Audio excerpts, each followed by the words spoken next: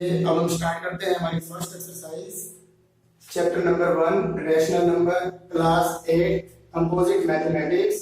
इसके पब्लिशर हैं एस चांद। तो ये देखिए हमारी फर्स्ट एक्सरसाइज का जो फर्स्ट क्वेश्चन है उसके अंदर हमें क्या करना है, फिल इन द ब्लैंक्स। तो इसके अंदर आपको एक रैशनल नंबर गिवन है 7/-8 और हमें इसको एक्सप्रेस करना है as a rational number with denominator 24। अब आप ये देखिए इस फर्स्ट पार्ट के अंदर आपको जो डिनोमिनेटर गिवन है वो -8 है और हमें इसको डिनोमिनेटर 24 में चेंज करना है। तो उसके लिए आपको क्या करना होगा, ये देखिए 7/-8 इसके डिनोमिनेटर को यदि हम 3 से मल्टीप्लाई करते हैं तो हमारा देखिए क्या आंसर आएगा, -8 3 -24। बट हमें जो डिनोमिनेटर बनाना है वो है +24, तो इसलिए हम इसकी मल्टीप्लाई -3 से भी करेंगे। तो जब -8 की मल्टीप्लाई -3 से करेंगे तो माइनस की मल्टीप्लाई +24 होती है। अब हमारा डिनोमिनेटर तो 24 बन चुका है, पर कोई भी रैशनल नंबर जब हम लिखते हैं तो उसके ऊपर न्यूमरेटर का होना भी जरूरी है। तो इसीलिए जिस नंबर से आप डिनोमिनेटर को मल्टीप्लाई करोगे उसी सेम नंबर से ही आपको न्यूमरेटर की भी मल्टीप्लाई करनी होगी। तो इसलिए -3 की जब 7 से मल्टीप्लाई करेंगे तो हमारा आंसर आ जाएगा -21/24। तो हमारा जो राइट आंसर होगा वो होगा -21/24। इसी तरह कोई भी क्वेश्चन आ सकता है। इस क्वेश्चन के अंदर आपको डिनोमिनेटर चेंज करना था, हो सकता है आपसे न्यूमरेटर के बारे में पूछा जा सकता है, तो उस क्वेश्चन की सेंस को देख के आपने सॉल्व करना है। अब ये देखिए क्वेश्चन नंबर 2 है। इसके अंदर एक इंपॉर्टेंट बात आपको बताऊंगा मैं। इसके अंदर आपको ये बताना है कि first rational number is greater than, या फिर first rational number is less than, या फिर first rational number is equal to second rational number. तो इसके लिए आपको क्या करना होगा, सबसे पहला जो काम है वो ये है कि जो भी डिनोमिनेटर गिवन है उस डिनोमिनेटर को आपने पॉजिटिव बनाना है, प्लस में चेंज करना है। Means 7 is already positive but -11 is negative. तो -11 को हमें +11 बनाना है, तो आप इस माइनस को शिफ्ट भी कर सकते हो ऊपर, तो ये बन जाएगा -4/11। बट इसको शिफ्ट कैसे किया है उसका रूल मैं आपको बता देता हूँ। किसी भी नंबर की रैशनल नंबर की हम सेम नंबर या सेम डिजिट से मल्टीप्लाई कर सकते हैं। तो ये हो जाएगा -1 से ऊपर मल्टीप्लाई करेंगे, -1 से नीचे मल्टीप्लाई करेंगे जब, तो 4 की -1 से मल्टीप्लाई -4 और डिवाइड बाई माइनस की माइनस से मल्टीप्लाई करेंगे तो 11 बन जाएगा 11। तो इस तरह से हम 4/-11 को चेंज करके लिख सकते हैं -4/11। अब आप ये देखिए इनके जो दोनों डिनोमिनेटर हैं वो पॉजिटिव हैं। अब आप क्रॉस मल्टीप्लाई कीजिए, देखो फर्स्ट वाले का जो न्यूमरेटर है वो -4 है, तो हम -4 की मल्टीप्लाई करेंगे सेकंड वाले के डिनोमिनेटर के साथ। इसी तरह से सेकंड वाले के न्यूमरेटर को मल्टीप्लाई करेंगे हम 7 से। तो इस तरह से देखो -44 और ये हो जाएगा -28। अब इन दोनों के बीच में आप देख सकते हो कौन बड़ा है कौन छोटा है। तो -28 इज ग्रेटर देन -44। तो इसलिए इन दोनों के बीच में जो साइन आएगा वो ये आ जाएगा -4/7 इज लेस देन 4/-11। तो इस तरह से थर्ड पार्ट देखिए आगे। बस इस क्वेश्चन में आपको ये ध्यान रखना है कि सबसे पहले जो डिनोमिनेटर है वो पॉजिटिव होनी चाहिए। यदि पॉजिटिव नहीं है तो उसको आपको पॉजिटिव में चेंज करना होगा। थर्ड पार्ट बेटा ध्यान से देखिए एक बार। Question number 3, the absolute value of -16/-19। तो इसकी एब्सोल्यूट वैल्यू फाइंड करना है। तो एब्सोल्यूट वैल्यू का जो सिंबल है वो होता है ये वाला। तो -16/-19 को हम, तो एब्सोल्यूट वैल्यू में हमें क्या करना होता है, जो भी एब्सोल्यूट वैल्यू जिस नंबर की भी हमें फाइंड करनी है उसका जो ऑलवेज आंसर होगा वो पॉजिटिव ही आएगा। तो -16 की एब्सोल्यूट वैल्यू भी +16 और -19 की जो एब्सोल्यूट वैल्यू है वो भी +19 हो जाएगी। तो इसका जो आंसर होगा वो होगा 16/19। फोर्थ पार्ट है the rational numbers whose absolute value is 11/13 are। तो आपको एक ऐसे नंबर बताने हैं जिसकी एब्सोल्यूट वैल्यू 11/13 है। तो इसका एक दो आंसर होंगे, तो -11/13 और दूसरा +11/13। यदि आप -11/13 की एब्सोल्यूट वैल्यू फाइंड करोगे तब भी आपका आंसर 11/13 ही आएगा, क्योंकि मैंने आपको रूल बताया था एब्सोल्यूट वैल्यू क्या रहता है, माइनस को प्लस में चेंज कर देता है। इसी तरह 11/13 है उसकी जो एब्सोल्यूट वैल्यू होगी वो भी क्या होगी, +11/13। इसके लिए दो आंसर हमारे राइट है। इस तरह से फिफ्थ पार्ट है the rational number which is neither positive nor negative. ऐसा रैशनल नंबर आपको बताना है जो न तो पॉजिटिव हो और न ही नेगेटिव हो। तो इसका एक आंसर है 0। तो 0 is a rational number which is neither positive nor negative. तो चलिए हम स्टार्ट करते हैं हमारा फर्स्ट एक्सरसाइज का second question, fill in the blanks है। इसके अंदर ये ट्रू और फॉल्स हमें बताने हैं। सेकंड क्वेश्चन का फर्स्ट पार्ट है every rational number is a whole number. आपको ये बताना है कि क्या सभी रैशनल नंबर होल नंबर होते हैं। No it is not true. इसका जो आंसर होगा वो फॉल्स होगा। आपको पता है होल नंबर स्टार्ट होते हैं 0 से, 0 1 2 3 and so on, but rational number जो होते हैं उसके अंदर 0 1 2 3 4 तो होते ही होते हैं, साथ में जो नेगेटिव इंटीजर्स हैं वो भी इंक्लूड कर सकते हैं, कोई फ्रैक्शनल नंबर है उसको भी हम इंक्लूड कर सकते हैं। तो इसलिए every rational number is not a whole number, तो यहाँ पे हम फॉल्स लिख देंगे। अब सेकंड है हमारा 0 is the smallest rational number. तो क्या जो हमारे रैशनल नंबर हैं उसमें 0 स्मॉलेस्ट है। No it is not true. ये भी हमारा जो आंसर होगा इसका फॉल्स होगा, क्योंकि जो रैशनल नंबर है वो नेगेटिव भी होते हैं पॉजिटिव भी होते हैं। तो जितने भी नेगेटिव नंबर्स होते हैं वो ऑलवेज लेस देन होते हैं 0 से, तो इसलिए 0 is not smallest rational number, तो इसलिए इसका जो आंसर होगा वो फॉल्स होगा। थर्ड पार्ट है हमारा every fractional number is a rational number. ये ट्रू है, क्योंकि जितने भी फ्रैक्शनल नंबर होते हैं, फ्रैक्शनल नंबर्स मींस जो न्यूमरेटर और डिनोमिनेटर की फॉर्म में होंगे, क्या वो सभी रैशनल नंबर होते हैं। यस। फोर्थ है 4/0 is a rational number. No, it is false, because आपको पहले ही कंडीशन बताई कि रैशनल नंबर की जो डिनोमिनेटर है वो नेवर बी 0 के इक्वल नहीं होना चाहिए।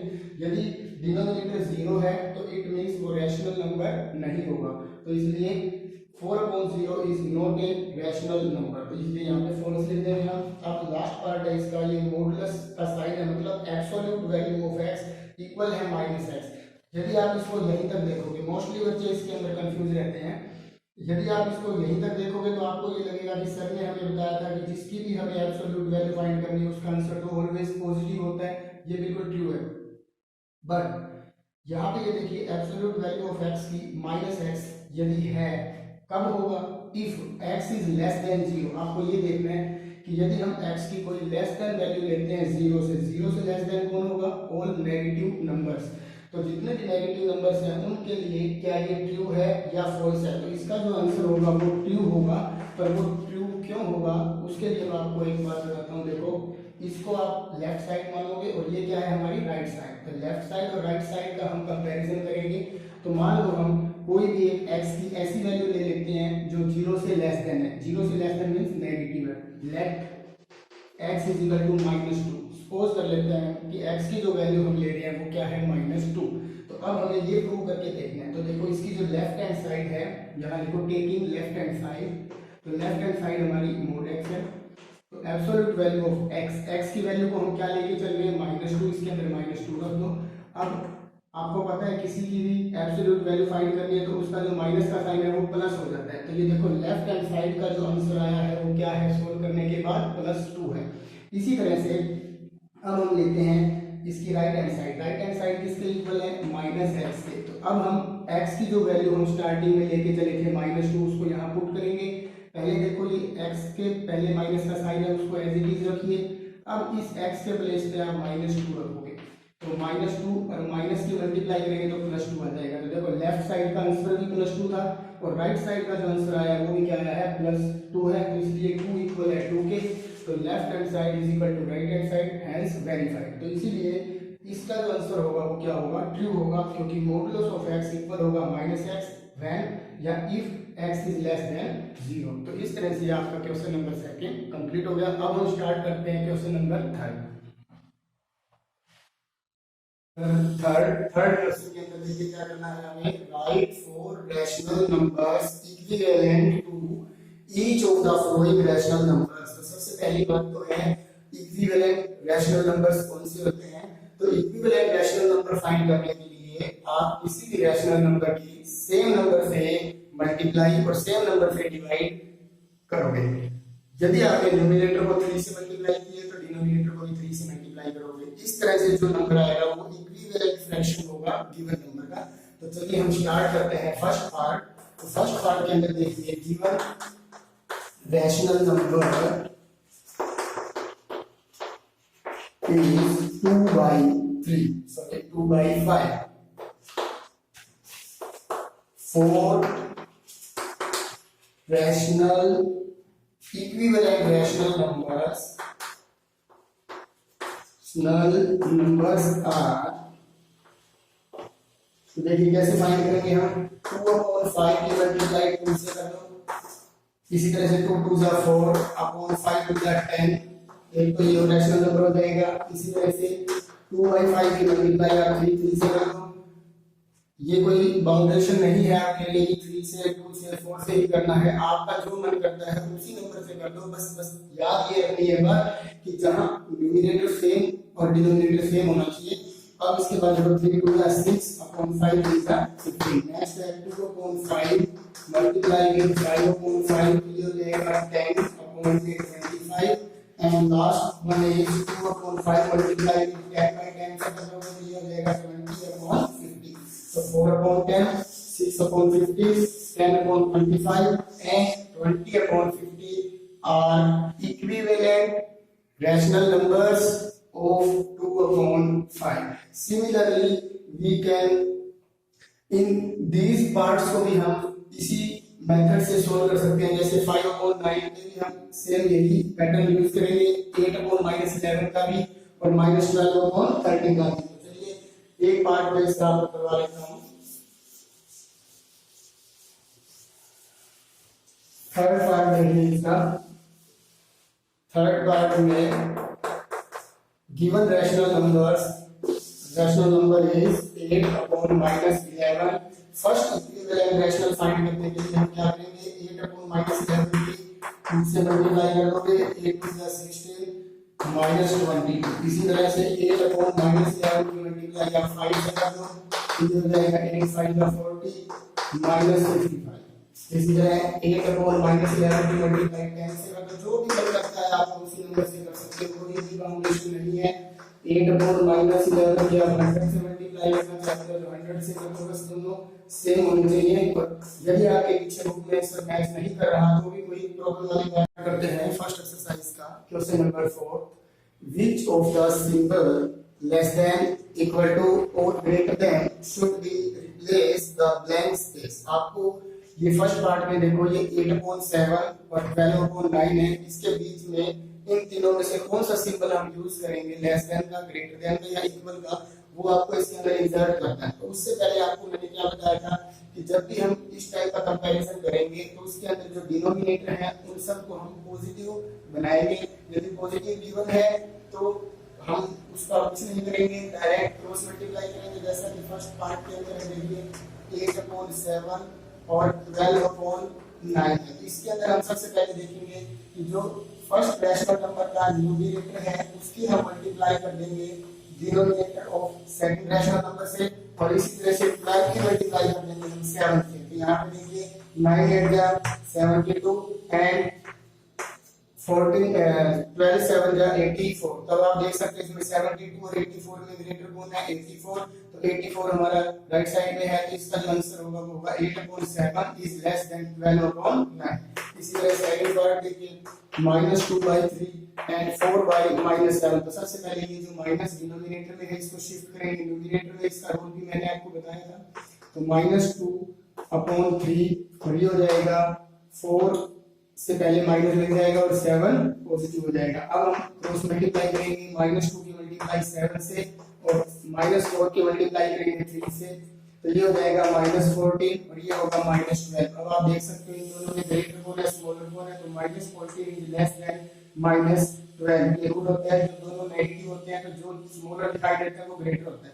तो अब ये वाला जो साइन है हम यहाँ पे यूज कर सकते हैं। इसी तरह से इसका जो थर्ड पार्ट है वो देखिए 13/-15 एंड 10/-11। तो इसके अंदर भी हम क्या करेंगे, इसका जो डिनोमिनेटर है वो नेगेटिव है तो पॉजिटिव करने के लिए -13/15 और ये हो जाएगा -10/11। इसी तरह से अब हम इसकी क्रॉस मल्टीप्लाई करेंगे। क्रॉस मल्टीप्लाई जब करेंगे तो ये देखिए क्या होगा, -13 की मल्टीप्लाई करेंगे 11 से और -10 की मल्टीप्लाई करेंगे 15 से। तो 13 की 11 से जो हम मल्टीप्लाई करेंगे आंसर आ जाएगा 143 माइनस, और इन दोनों की मल्टीप्लाई करेंगे तो 150। अब -143 is greater then -150, so 13 upon minus 15 is greater then 10 upon minus 11।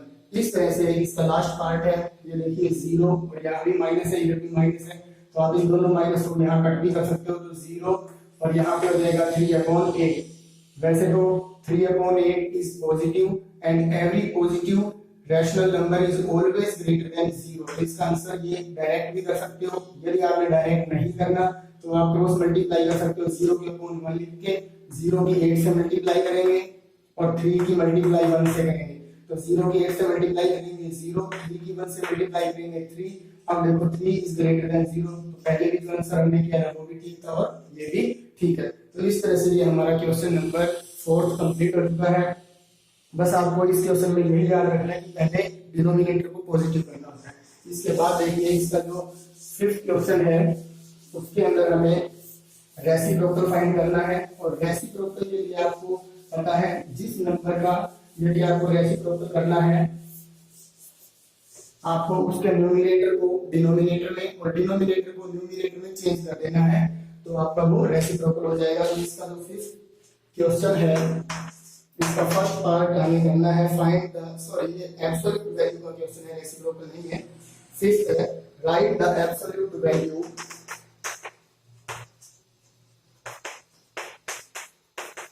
Of 5 upon 8। तो 5 अपॉन 8 की एब्सोल्यूट वैल्यू क्या होगी, 5 की एब्सोल्यूट वैल्यू प्लस 5, 8 की प्लस 8। इसी तरह सेकंड पार्ट में एब्सोल्यूट वैल्यू हमें फाइंड करनी है -7 अपॉन 10 की, तो ये हो जाएगा -7 की एब्सोल्यूट वैल्यू अलग अलग करके निकाल सकते हो, तो -7 प्लस 7 हो जाएंगे 10 की 10 ही रहेगी। इसी तरह थर्ड पार्ट देखिए 0 की जो एब्सोल्यूट वैल्यू है 0, और जो फोर्थ पार्ट है इसका 11 अपॉन -12, इसकी जो एब्सोल्यूट वैल्यू होगी वो क्या होगी 11 अपॉन 12 हो जाएगी। तो इस तरह से आपका ये क्वेश्चन नंबर 5 कंप्लीट हो गया है। अब इसके बाद जो हमारा नेक्स्ट क्वेश्चन है वो है 6th मल्टीपल चॉइस क्वेश्चन, तो उसको हम सॉल्व करेंगे, थोड़ा ध्यान से देखिए।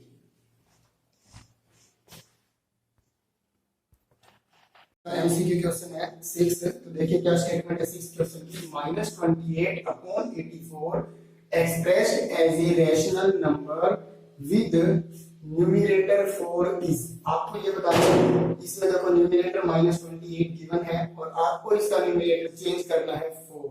तो इसके लिए आपको क्या करना होगा, मल्टीप्लाई तो हम कर नहीं सकते, पहले भी एक क्वेश्चन आया था उसके अंदर हमने मल्टीप्लाई की थी तो डिनोमिनेटर हमारा 24 बन चुका था, पर अब हमें इसके अंदर जो न्यूमरेटर है वो 4 बनाना है, तो इसलिए 4 बनाने के लिए आपको डिवाइड करना होगा, तो -28 अपॉन 84।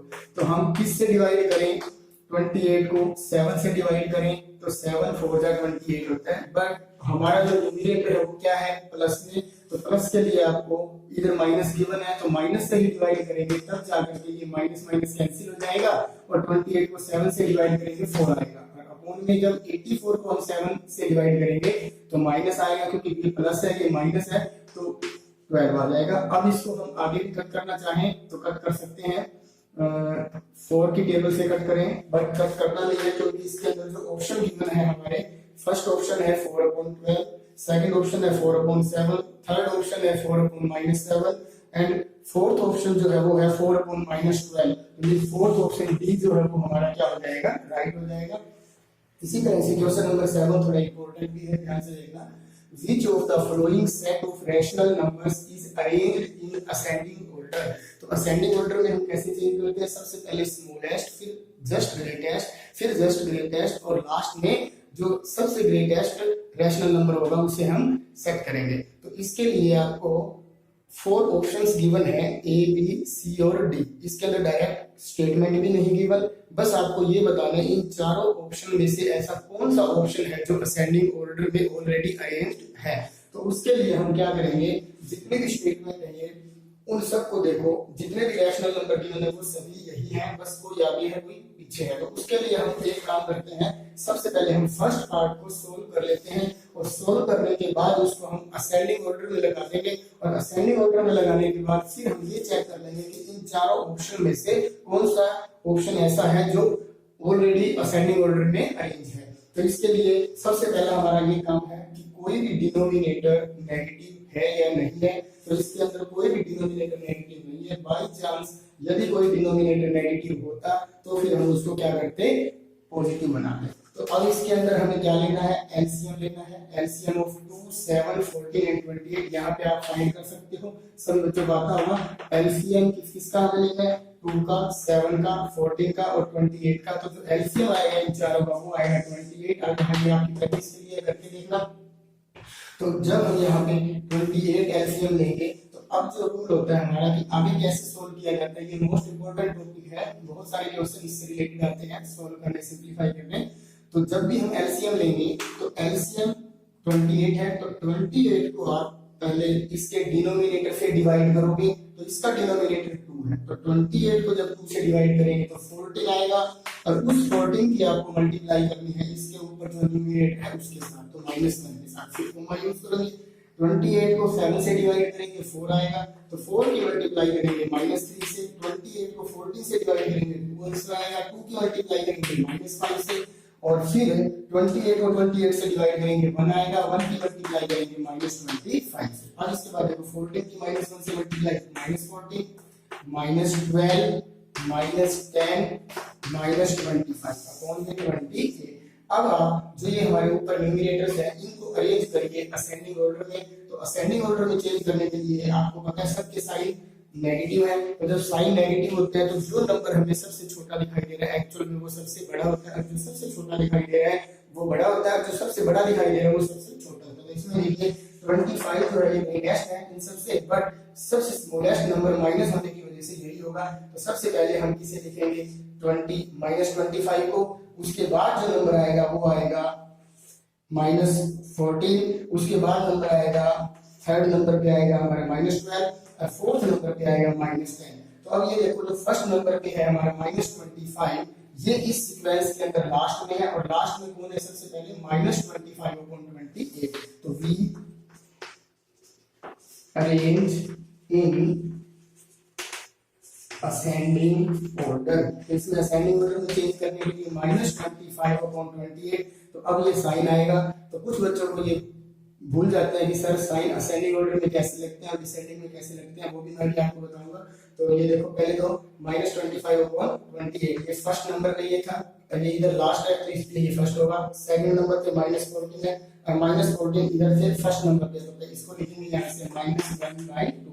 फिर लेस देन थर्ड नंबर पे -12 है, बट ऊपर से देखें तो सेकंड नंबर पे है ये, तो -3/7 और लास्ट में जो आएगा हमारा फोर्थ नंबर पे है -10, तो ये -10 को इंडिकेट कर रहा है -5/40। तो इस तरह से ये हमारा असेंडिंग ऑर्डर है। और असेंडिंग ऑर्डर में इसमें हम ऑप्शन चेक कर लेते हैं हमारी बुक में, जो इसका ऑप्शन नंबर बी है वो बिल्कुल राइट है, -25/28, -1/2, -3/7 एंड -5/14। तो इस तरह से ये हमारा जो करेक्ट ऑप्शन होगा वो होगा बी। अब बात आती है कि आपको याद कैसे रहे डिसेंडिंग ऑर्डर और असेंडिंग ऑर्डर में। तो देखो डिसेंडिंग ऑर्डर को हम ऐसे लिखते हैं डिसेंडिंग, तो डी को लिखने का ये तरीका है। तो जब हम डी को ऐसे लिखते हैं तो याद रखना डिसेंडिंग ऑर्डर में ऑलवेज ये वाले साइन आते हैं, और जब हम ये वाला साइन डिसेंडिंग ऑर्डर में यूज करेंगे तो आप क्या समझ जाना कि असेंडिंग के अंदर इसका जो है वो इनवर्स मतलब उल्टा साइन आएगा ये वाला। तो इस तरह से हमारा ये 7th क्वेश्चन भी हो गया। अब इसका एक लास्ट क्वेश्चन है 8, वो भी हम कर लेते हैं, जो कि हॉर्स है, इंपॉर्टेंट क्वेश्चन है ये।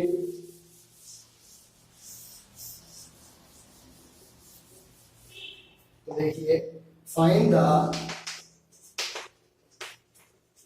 Absolute value of -1 divide by -1/5 divide by 1/-5 divide by -1/-5। इसमें हिंट रिमाइंडर दे रखा है operate from left to right. इसको आपने ऑपरेट करना है left to right. Left to right means यहां से हमें इस तरफ चलना है। तो आपको एक बात याद रखनी है, ये जो बोर्ड्स क्वेश्चन है इसमें एब्सोल्यूट वैल्यू फाइंड करनी है। मोस्टली बच्चे क्या करते हैं, इसको सोल्व करके इसका आंसर लिख देते हैं और वो आंसर फिर गलत माना जाता है, क्योंकि ऊपर देखिए स्टेटमेंट में क्या लिखा हुआ फाइंड द एब्सोल्यूट वैल्यू। तो आपको लास्ट में जो आंसर आ जाएगा इसका सिंपलीफिकेशन करेंगे, उसके बाद इसकी एब्सोल्यूट वैल्यू भी फाइंड करनी है। तो इसके लिए देखिए सबसे पहले हम -1, ये जो डिवाइड का साइन है ये चेंज हो जाएगा मल्टीप्लाई में 5/-1 माइनस ऊपर भी लिख सकते हैं, या तो आप 2 पार्ट्स में इसको सोल्व कर सकते हो।